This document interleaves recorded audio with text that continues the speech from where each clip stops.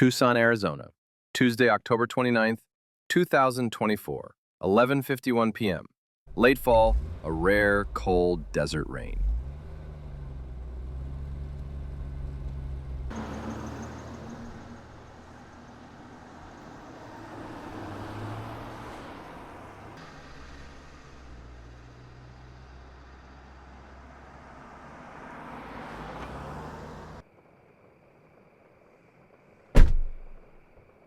Evening.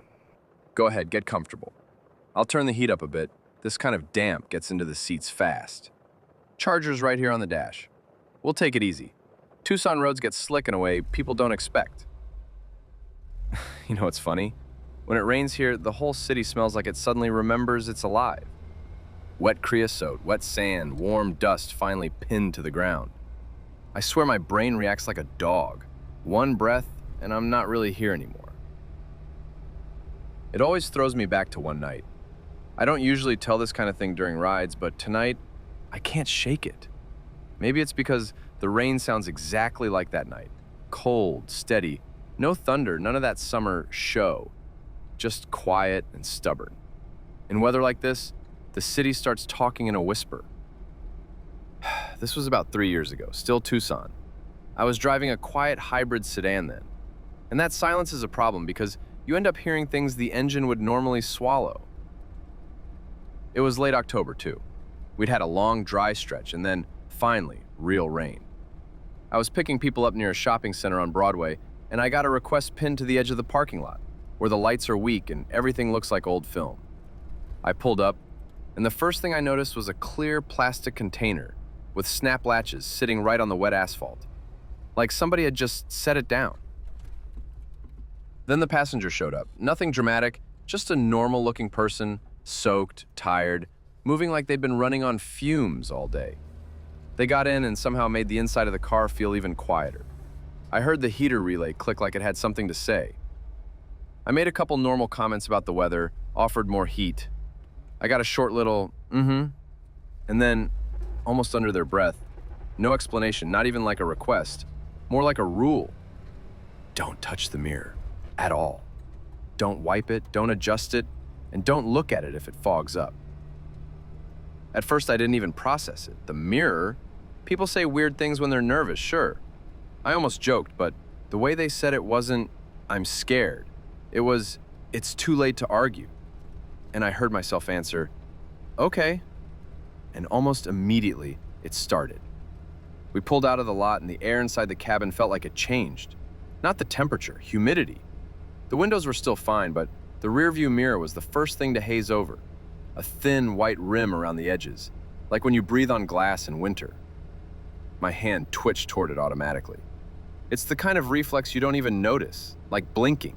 And from the back seat, quick and clean, no. I froze and didn't do it. Honestly, it was easier to obey than to argue with someone who says no like that.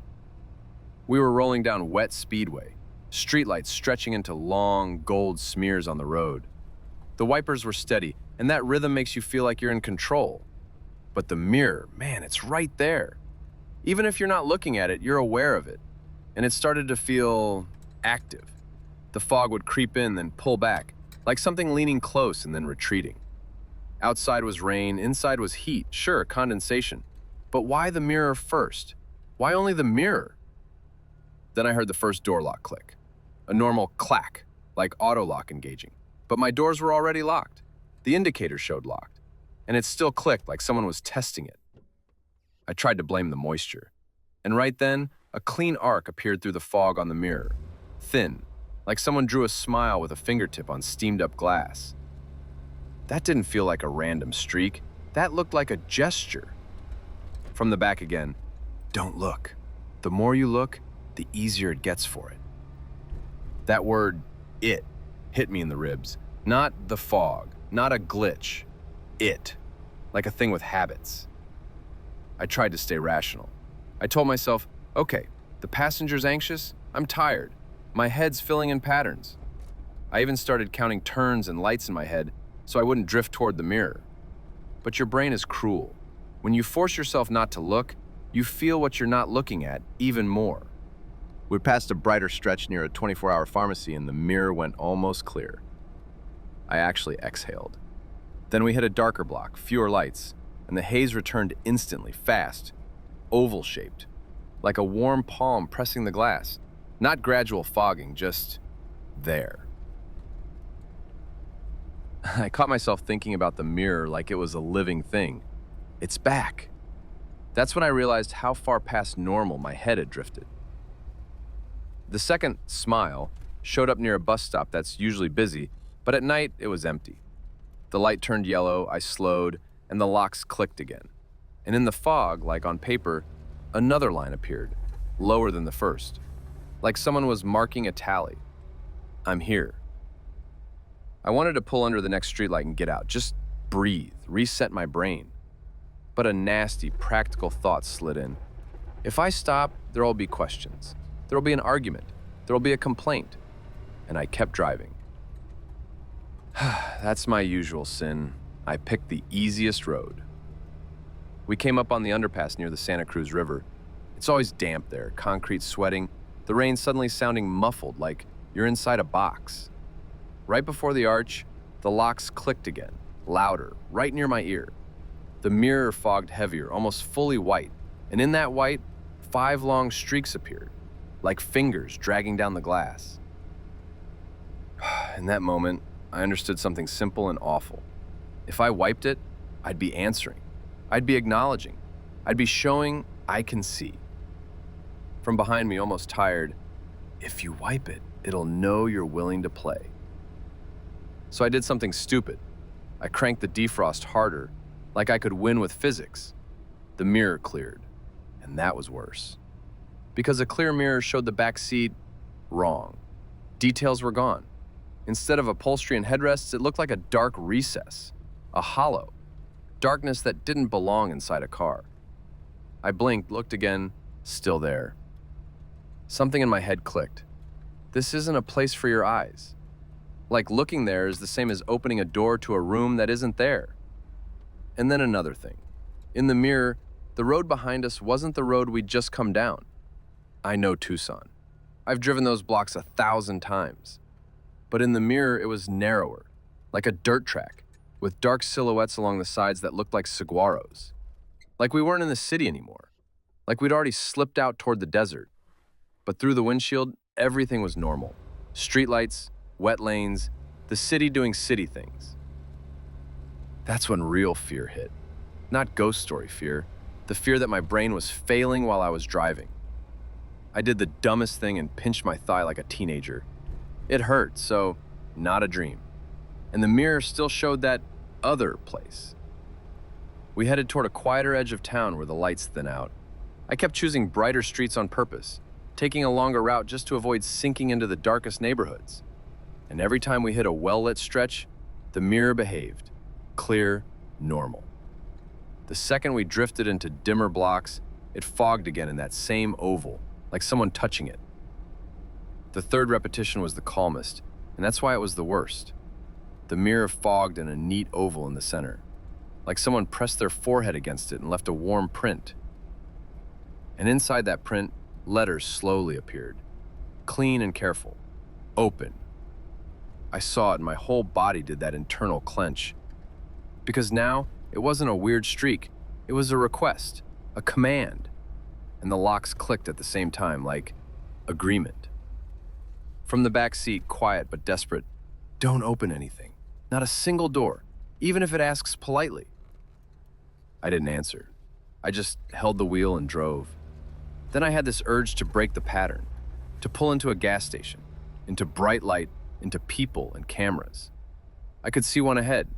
I started to slow, and right then, the rear door gave the tiniest tug. Not a slam, just the lightest pull, like someone tried the handle from inside. My door ajar indicator flickered for a second. Then it went dark. The locks clicked again, sharp as teeth. I understood something. Stopping wouldn't be a pause. Stopping would be an invitation. I didn't stop. I drove past. And I hated myself and felt relieved at the same time. An awful combination. We ended up at a cul-de-sac. Half the houses were lit, half were dark boxes. The The streetlights were spaced out, every other one dead. I pulled up at the pin destination and the silence got so deep I could hear drops sliding inside the doorframe. The locks clicked on their own. And at the same time, the mirror fogged again. The side mirrors hazed too. The windshield stayed clear, like the car wanted me to understand, now you watch. I didn't look. I stared straight ahead at wet pavement and a black puddle under a flickering streetlight. But in my peripheral vision, I could see movement in the mirror. Not a person moving, more like a shadow crossing fabric. Like something wasn't sitting back there, it was standing in depth. And then the heater shut off by itself. Click, dead. The airflow stopped. Cold rushed in instantly, like the cabin went empty. And from somewhere between the glass and the mirror came a whisper without words, more like meaning. Open. I felt my hand drifting toward the unlock button. Not because I wanted to, because your body craves action when it's trapped in tension. And I almost pressed it. That's the turning point, because from behind me, first time not a whisper, sharp and angry. Don't. I flinched. My hand jerked. The horn chirped, a short little beep. In that cul-de-sac, it sounded way too loud. And after it, the silence was so clean it felt like even the rain paused to listen. The lock stopped. The mirror went perfectly clear. And for 1 second, everything looked normal, like I'd imagined the whole thing. And that's when I made my biggest mistake. I turned around. Not into the mirror, actually turned. There was a person sitting back there, normal, real, but their eyes weren't on me. They were on my hand, on the unlock button. Like that was the only thing that mattered. Slowly, they put a palm on the plastic container. I could tell it was empty. I'd seen that.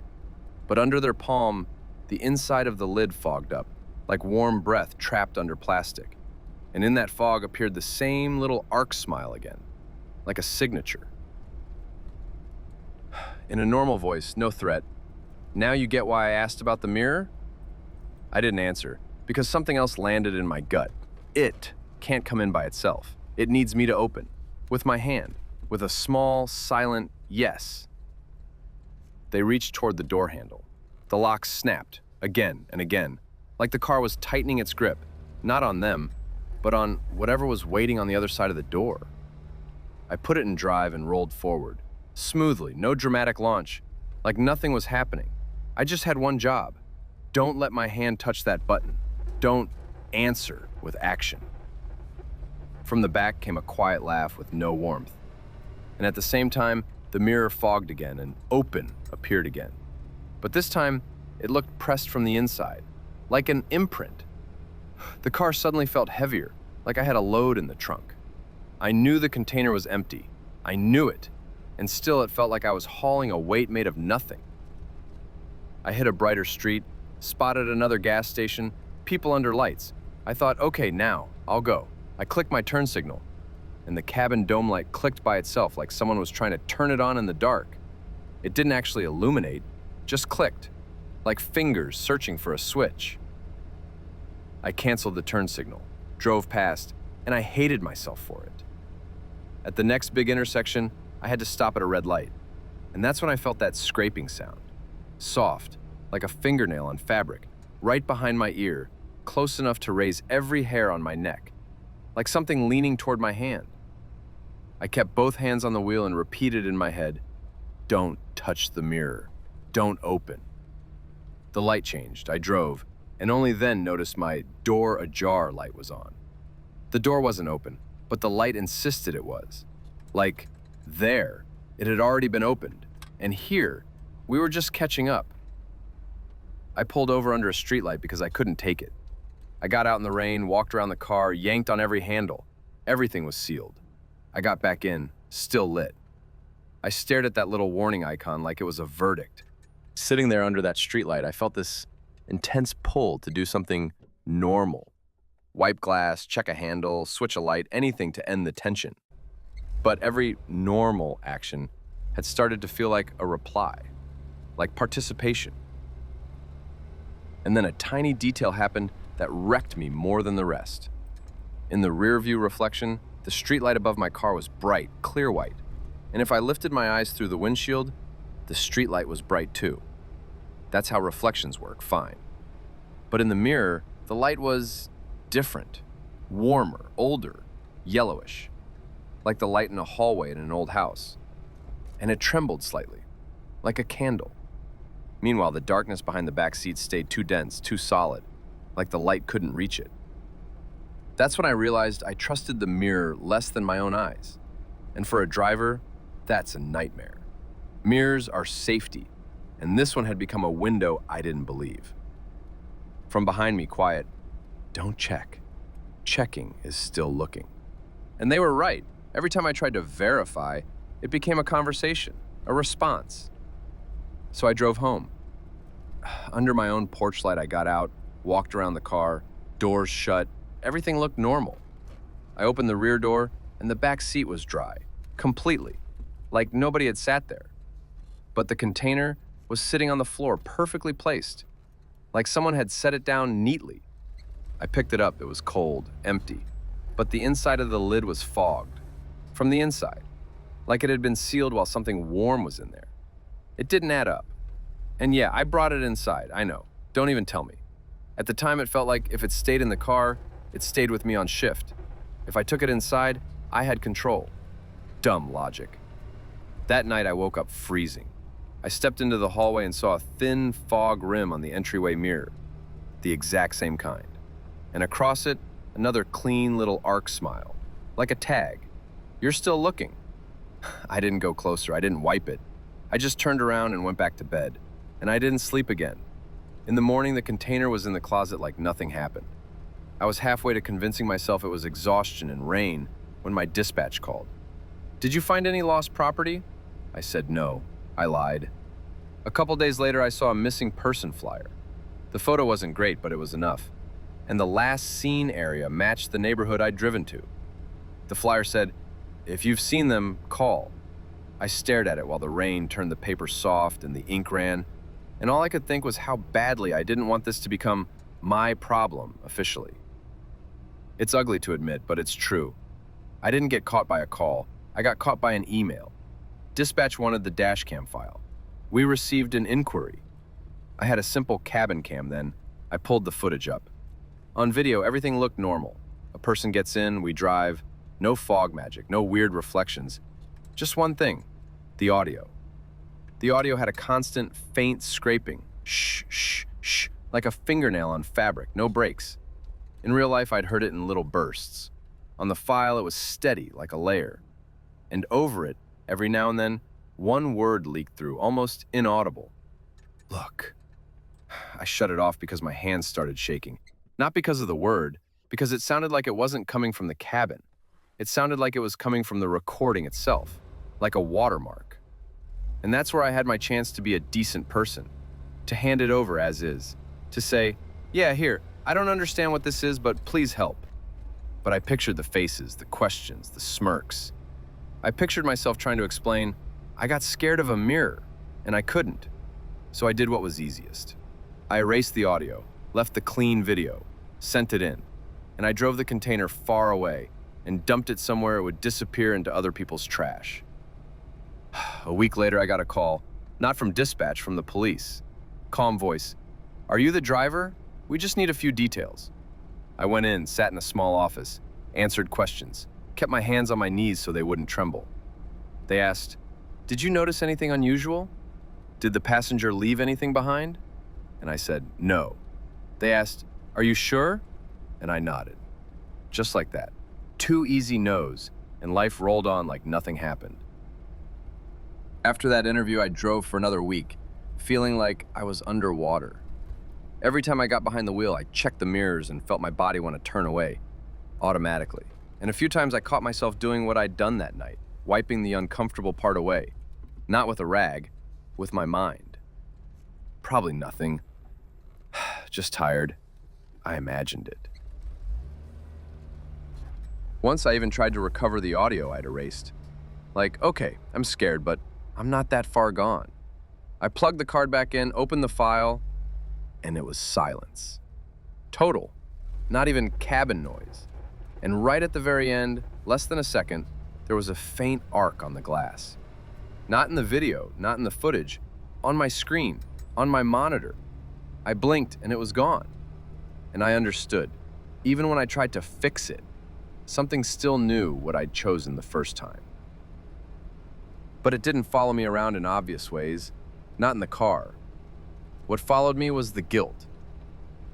I saw the family members later, taping flyers up near the same shopping center. I saw wet tape shaking hands. I watched paper sag under rain. And I walked past like I was busy. Because if I stopped, I'd have to admit I could have helped, and I chose quiet instead. Sometimes I'd catch a look from someone, nothing accusing, not recognition, just a human look that says, "You're a stranger, but you might be a small piece of my only chance." And every time I did the same thing, looked away, sped up, pulled my hood up even if the rain had stopped. And that made it worse, because I realized I wasn't scared of something in the mirror, I was scared of being a witness. And the sickest part, the more I kept quiet, the more it felt like it was satisfied. Like it wasn't even in the mirror. It was in that moment you erased truth to make your life easier. Time passed. The mirrors didn't haunt me every day, but in rare damp weather, I'd see that thin rim of haze, and along it, the same little arc. Not a threat, a reminder. You already chose. So why am I telling you this now? Because rain in Tucson is rare, and when it smells like this, that cold comes back. And what I remember isn't the paranormal part. What I remember is my cowardice. How easy it was to decide silence was simpler. The scariest thing isn't something following you. The scariest thing is you turning the light off on purpose so you don't have to see. We're almost there. It's brighter here. Working streetlights, lived-in houses. I'm gonna pull up nice and easy. Thanks for listening. Stay safe in this damp weather. And if you ever notice a mirror fogging up on its own, don't reach for it. Just look away and let it pass. And I think I'm done for tonight because, honestly, right on the edge of my rear view, I can already see a thin little haze forming. And I don't want to check whether it's just warm air or whether something has decided again that I'm ready to open it.